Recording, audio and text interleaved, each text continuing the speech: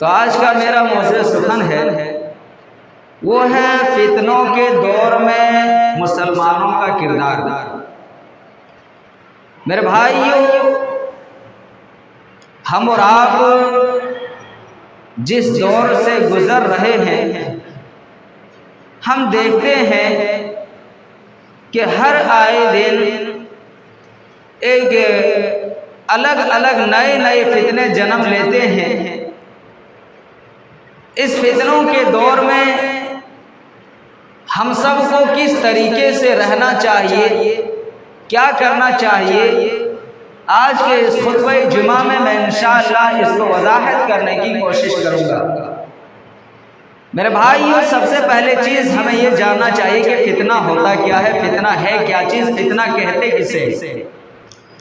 فتنہ یہ جو ہے یہ عربی ورڈ ہے جس کا مطلب ہوتا ہے کہ آزمانا، آزمائش، لیکن یہ ورڈ اردو میں بھی استعمال ہوتا ہے، جیسا کہ ہم لوگ بولتے ہیں فتنہ فساد، اردو میں بھی استعمال ہوتا ہے اور عربی میں بھی استعمال ہوتا ہے، لیکن عربی میں جو ہوتے ہیں اس کا معنی جو ہوتا ہے اس کو ہم اور آپ آزمائش کے نام سے جانتے ہیں کہ فتنہ کا مطلب ہوتا ہے آزمائش، آزمائش۔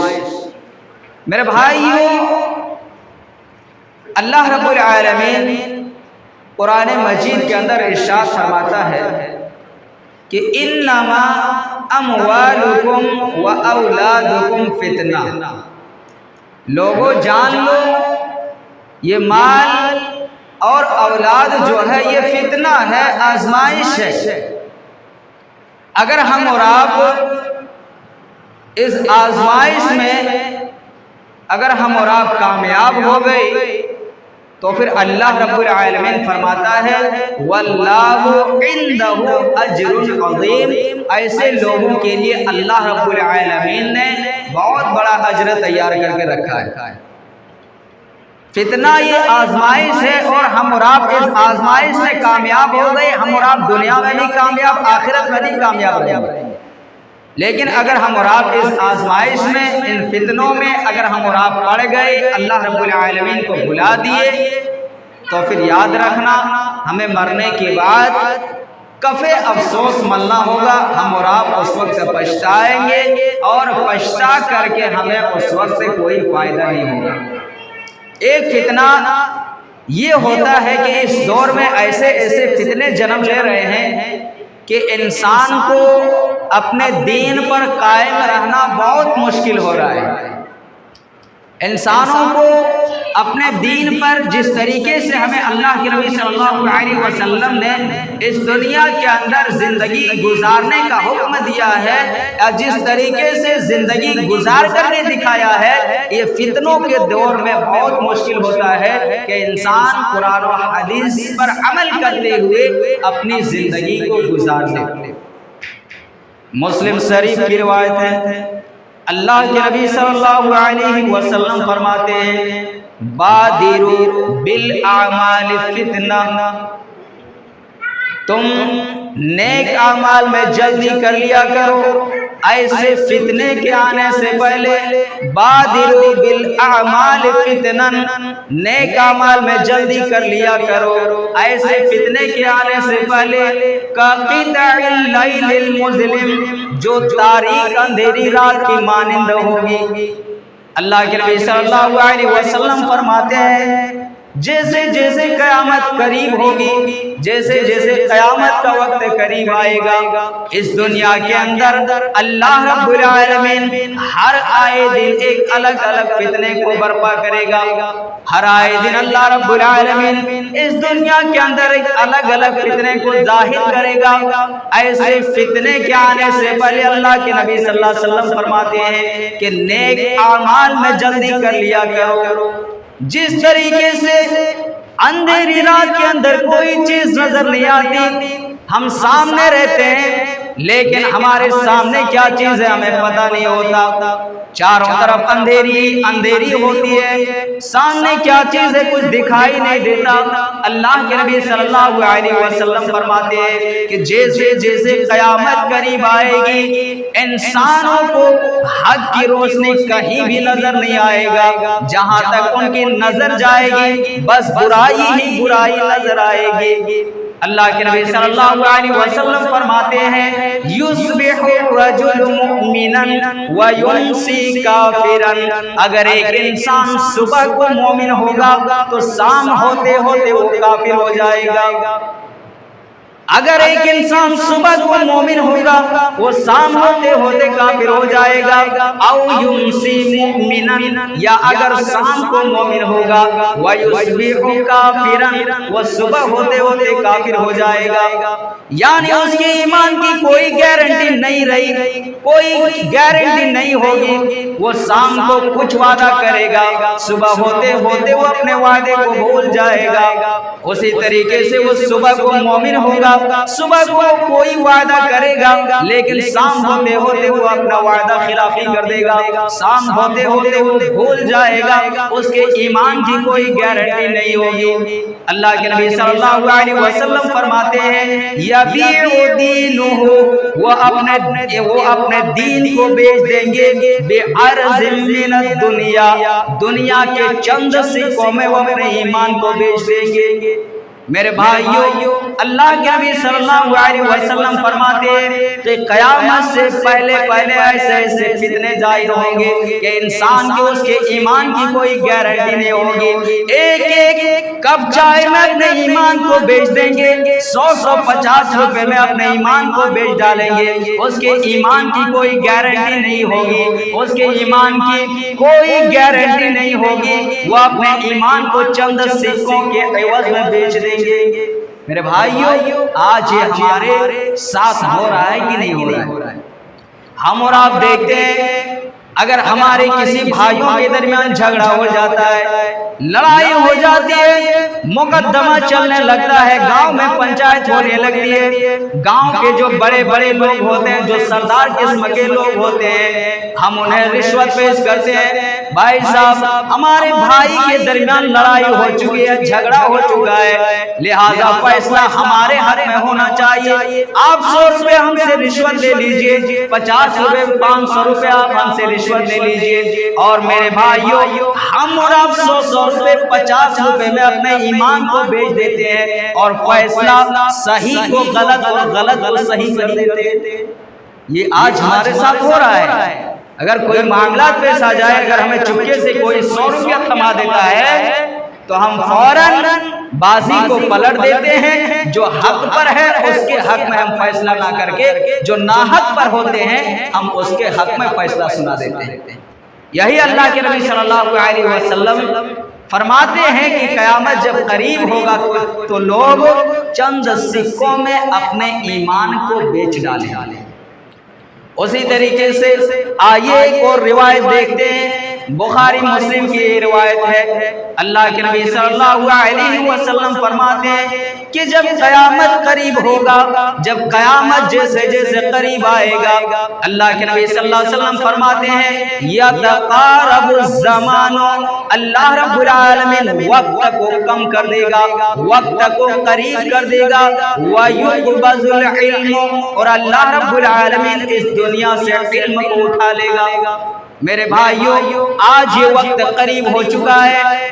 جو کام پہلے منٹوں میں, جو کام پہلے گھنٹوں میں ہوتا تھا, جو کام پہلے مہینوں میں ہوتا تھا, جو کام پہلے سالوں میں ہوتا تھا, علماء کرام اس حدیث کی تفسیر میں یہ لکھتے ہیں کہ وقت کو قریب کرنے کا مطلب یہ ہے کہ جو کام پہلے سالوں سال میں ہوا کرتا تھا, جو کام پہلے مہینوں میں ہوا کرتا تھا, آج وہ کام منٹوں کے اندر ہو جائے گا. اللہ رب العالمین وقت کو قریب کر دے گا. اور آج یہی ہو رہا ہے. ہم اور آپ اپنے بات کو دوسروں تک پہنچانے کے لیے پہلے مہینہ لگ جاتا تھا, کئی دن لگ جاتے تھے, لیکن آج اسی چیز کو منٹوں میں دنیا کے کونے کونے تک ہم اپنی بات کو پہنچا دیتے ہیں. اللہ رب العالمین نے وقت کو قریب کر دیا ہے۔ علماء کرام نے اس حدیث کی تفسیر میں یہی لکھتے ہیں کہ وقت قریب کرنے سے مطلب یہ ہے کہ پہلے جو کام سالوں میں مہینوں میں ہوتے تھے، جیسے جیسے قیامت قریب آئے گی وہ کام منٹوں میں سیکنڈوں میں ہونے لگے گا۔ اور یہ ہو رہا ہے کہ نہیں؟ ہو رہا ہے۔ آج ہم اور آپ خود یوز کر رہے ہیں، اپنی بات کو منٹوں میں کہیں سے کہاں تک پہنچا دیتے ہیں۔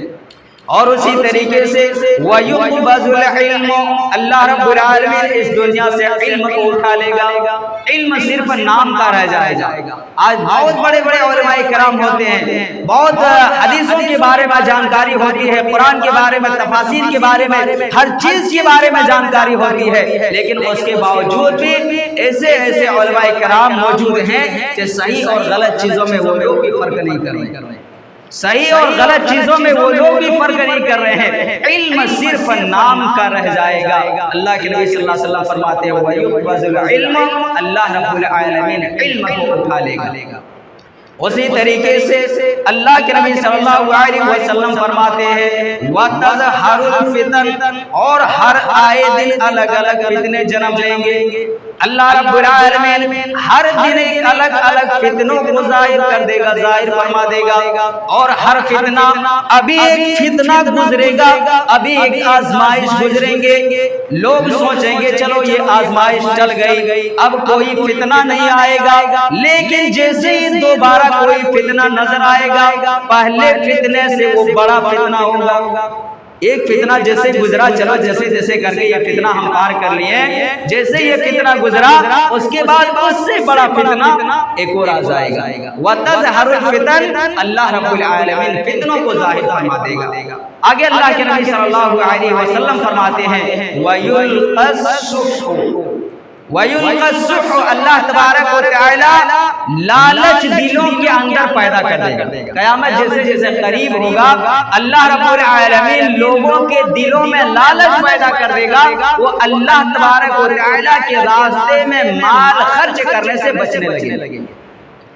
اگر ہم تھوڑا سا مال اللہ کے راستے میں اگر ہم خرچ کر دیتے ہیں، ہمارے اس پیسے سے فلاں سامان آ جائے گا، اگر ہم 100 روپے اللہ کے راستے میں دے دیں گے، اگر ہم 100 روپے اللہ کے راستے میں صدقہ کر دیتے ہیں تو اس 100 روپے سے ہمارا فلاں سامان آ جائے گا۔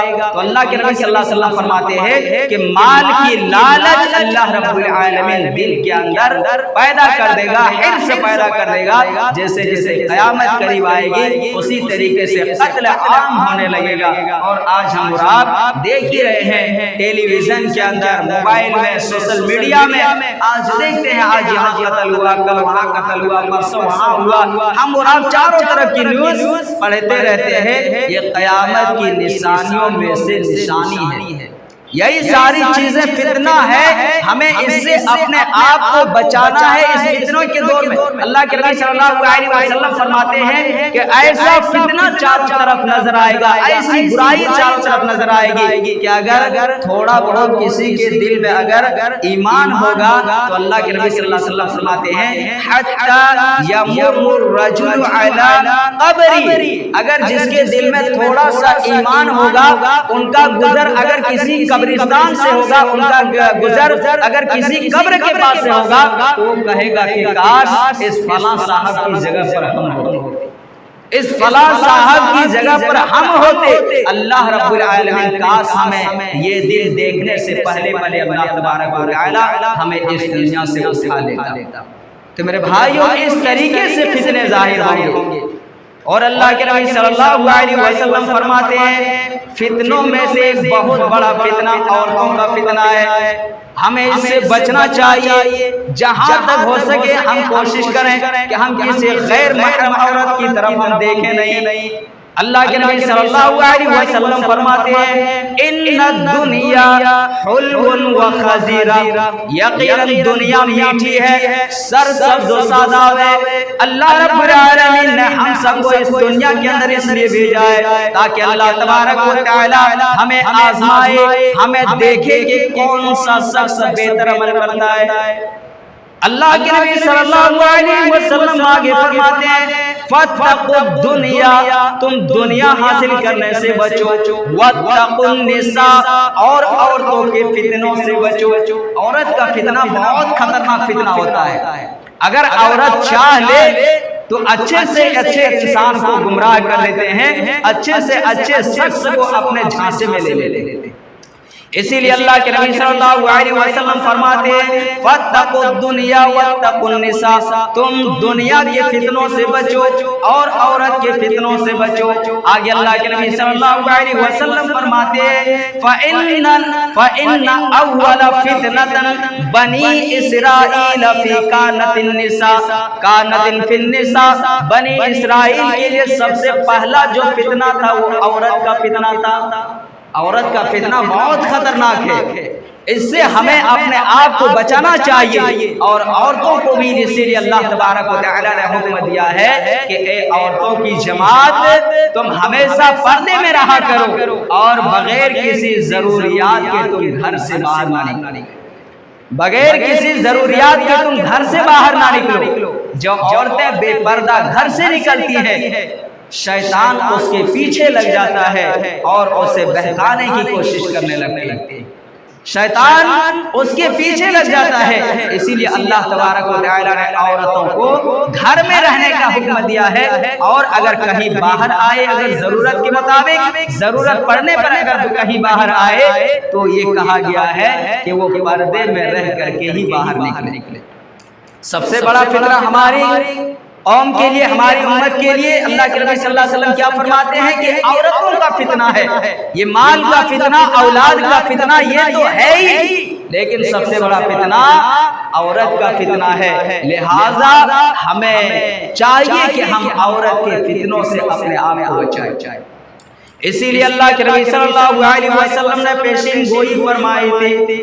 اللہ کے نبی صلی اللہ علیہ وسلم فرماتے ہیں جیسے جیسے قیامت قریب آئے گا، دیکھیں گے کہ زمانے کے اندر عورتیں کپڑے تو پہنیں گی، لیکن کپڑے پہننے کے باوجود بھی وہ ننگی ہوں گی۔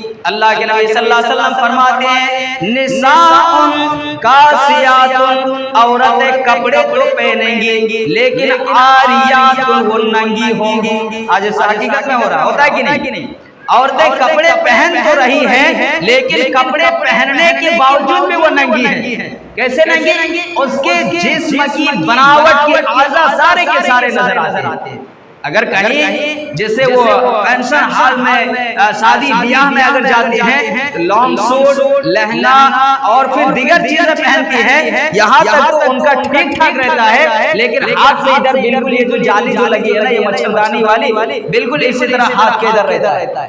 ان کے جسم اکثر حصہ نظر آتا ہے، اور اگر حصہ نظر نہیں آتا لیکن اتنے ٹائٹ کپڑے ہوتے ہیں کہ اتنے ٹائٹ کپڑے ہوتے ہیں کہ جسم کی بناوٹ کے سارے اعضاء نظر آتے ہیں۔ اللہ کے نبی صلی اللہ علیہ وسلم نے اسی لیے عورت کو فتنہ کہا ہے۔ میری مائیں بہنیں، اگر آپ کو تھوڑا سا خراب لگ رہا ہے تو آپ تھوڑی سی برداشت کر لیجئے، لیکن ان عورتوں کے بارے میں یہ کہا گیا ہے جو عورتیں بے حیا ہیں، بے شرم ہیں، اگر صالح اور نیک عورت اگر ہے تو پھر دنیا کا سب سے بہترین سامان، اللہ کے نبی صلی اللہ علیہ وسلم نے کہا ہے، دنیا کا سب سے بہترین سامان اللہ کے نبی صلی اللہ علیہ وسلم نے کہا ہے۔ مسلم شریف کی روایت ہے، اللہ کے نبی صلی اللہ علیہ وسلم فرماتے ہیں الدنیا کلھا متاع، پوری دنیا ساز و سامان ہے، پوری دنیا استفادہ حاصل کرنے والی چیز ہے۔ اللہ کے نبی صلی اللہ علیہ وسلم فرماتے ہیں ساری دنیا ساز و سامان ہے، لیکن بہترین ساز و سامان وہ ہے الدنیا کلھا متاع، پوری دنیا ساز و سامان ہے۔ اور پھر المرأۃ الصالحہ، سب سے بہترین دولت وہ ہے، بہترین عورت کو اللہ کے نبی صلی اللہ علیہ وسلم نے دنیا کی سب سے بہترین دولت کہا ہے۔ سب سے بہترین دولت کس کو کہا اللہ کے نبی صلی اللہ علیہ وسلم نے؟ المرأۃ الصالحہ، نیک عورت دنیا کی سب سے بہترین دولت ہے۔ جہاں عورت کو سب سے بڑا فتنہ کہا گیا ہے، وہیں دنیا کی سب سے بہترین دولت بھی کہا گیا ہے۔ اسی لیے اللہ کے نبی صلی اللہ علیہ وسلم فرماتے ہیں کہ تنکح المرأة لأربعین لمالها ولحسبها ولجمالها ولجمالها ولدینها فاصبر بذات الدین تربیت ادا کر۔ عورت سے 4 وجہوں کی بنا پر شادی کی جاتی ہے، لیکن اللہ کے نبی صلی اللہ علیہ وسلم فرماتے ہیں کہ فاصبر بذات الدین تربیت ادا کر، تم دیندار عورت کو ترجیح دو، تم کامیاب ہو جاؤ۔ دیندار عورت کو ترجیح دو، تم کامیاب ہو جاؤ گے۔ میرے بھائیو، جہاں عورت فتنہ ہے وہی عورت دنیا کی سب سے بہترین دولت ہے، لیکن عورت نیک ہونی چاہیے، صالح ہونی چاہیے۔ اگر عورت نیک رہی، صالح رہی، آپ کی دنیا بھی سمجھ جائے گی، آپ کی آخرت بھی سمجھ جائے گی۔ اور وہیں اگر عورت اگر بے حیا نکلی، اگر نیک نہیں نکلی، آپ کو دنیا میں بھی، آپ کی دنیاوی زندگی کو جہنم بنا دے گی، اور آخرت میں تو جو ہوگا ہوگا، آخرت میں تو وہ اللہ بہتر جانے، لیکن دنیاوی زندگی کی وہ عورت آپ کو جہنم بنا دے۔ اسی لیے اللہ کے نبی صلی اللہ علیہ وسلم فرماتے ہیں کہ عورتوں کی جماعت تم کثرت سے صدقہ و خیرات کیا کرو، کیونکہ میں نے تمہیں اکثر دیکھا ہے کہ عورتوں کی تعداد جہنم میں زیادہ ہے۔